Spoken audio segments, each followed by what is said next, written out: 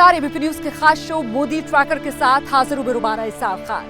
इस शो में हम प्रधानमंत्री नरेंद्र मोदी के हर कदम, हर फैसले, हर रणनीति को ट्रैक करते हैं। आज बात करेंगे उस मुद्दे की जो इन दिनों प्रधानमंत्री नरेंद्र मोदी के गले की फांस बना हुआ है। आप बिल्कुल ठीक समझे। आज बात करेंगे पैगंबर मोहम्मद को लेकर जो विवादित टिप्पणी बीजेपी के प्रवक्ता ने दी, उसके बाद अरब देशों के गुस्से की।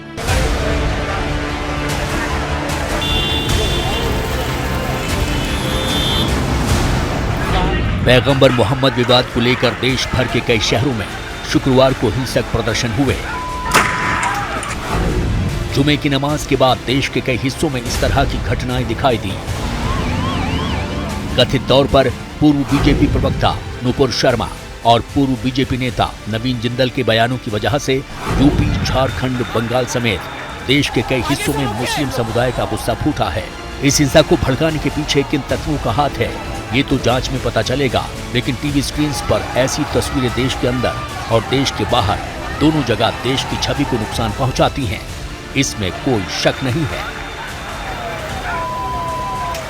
दरअसल भारत के एक तबके के लिए ये बात समझ से परे है कि जब बीजेपी के नेताओं ने माफी मांग ली और पार्टी ने उनके खिलाफ कार्रवाई भी कर दी, तो फिर इतना बवाल क्यों हो रहा है। दरअसल इस मामले को हवा दी खाड़ी और अरब देशों के बयानों ने, जहां पर कि मुस्लिमों की बड़ी आबादी है और इनका कहना है कि इस आग में घी डालने का काम किया ऐसे नेताओं ने जो कि भारत में मुसलमानों की नुमाइंदगी करने का दावा करते हैं। बीजेपी प्रवक्ता नुपुर शर्मा और नवीन जिंदल ने पैगंबर मोहम्मद को लेकर क्या बयान दिया था, इसे तो हम टीवी पर नहीं दिखा सकते, लेकिन इस बयान के बहाने हिंदू मुस्लिम समुदाय के बीच खाई बढ़ाने का काम कुछ और नेता भी कर रहे हैं। इनमें AIMIM पार्टी के मुखिया असदुद्दीन ओवैसी भी शामिल हैं। हरकत में कब आते हैं? जब कतर में कुछ होता है, सऊदी अरब में कुछ होता है, अरब इमारात में कुछ होता है, बहरीन में कुछ होता है। जब प्रधानमंत्री बोलते हैं अरे गड़बड़ हो गई है बाबा, अब तो मैं चाय भी नहीं पिला सकता इनको। तब प्रधानमंत्री को ख्याल आता है मोदी को, हो बहुत बुरी तरह। विदेशी मुद्रा है, उसका आधा हिस्सा खाड़ी के देशों से आता है। अगर किसी भी किस्म की कोई गड़बड़ होती है तो ऐसे समय में जबकि अर्थव्यवस्था बहुत ही नाजुक दौर में है, भारत को बहुत बड़ा नुकसान हो सकता है और मोदी जी की व्यक्तिगत छवि का नुकसान तो हुआ ही है इससे। पैगंबर मोहम्मद साहब को लेकर बीजेपी नेताओं की टिप्पणी पर खाड़ी देशों में कतर ने सबसे तीखी प्रतिक्रिया जताई। कतर ने न केवल भारतीय राजदूत को तलब किया, बल्कि भारत सरकार से माफी मांगने के लिए भी कहा। इस्लामिक देशों में अगुवा बनने की कोशिश कर रहे कतर ने कहा कि ये पूरी दुनिया के मुसलमानों का अपमान है। विदेशी मामलों के जानकारों का मानना है कि पिछले 11 सालों से कतर पाकिस्तान और तुर्की के साथ मिलकर रक्षा, राजनीति और अर्थव्यवस्था का गठजोड़ बना रहा है। इनके निशाने पर है भारत और सऊदी अरब की दोस्ती।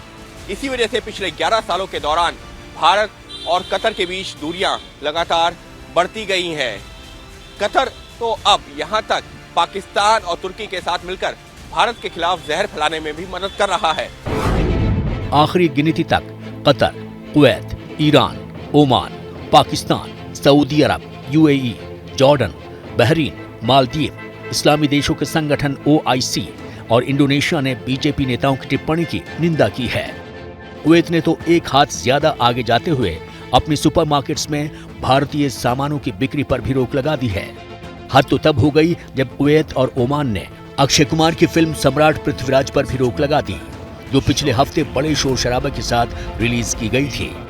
भारतीय विदेश मंत्रालय ने इस तरह की सख्त प्रतिक्रियाओं से होने वाले नुकसान को रोकने की फौरी कोशिश करते हुए शर्मा और जिंदल को फ्रिंज एलिमेंट्स बता दिया और कह दिया कि ये नरेंद्र मोदी सरकार के नजरिए का प्रतिनिधित्व नहीं करते। देखिए, फिर से मैं दोहराना चाहूंगा, ये हमने इसमें क्लियरली कहा है कि ये व्यूज जो हैं ये do not reflect the views of the government.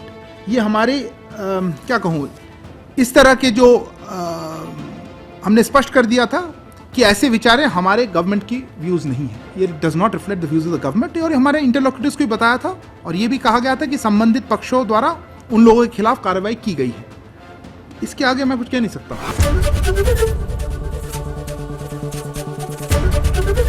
ABP news आपको रखे आगे।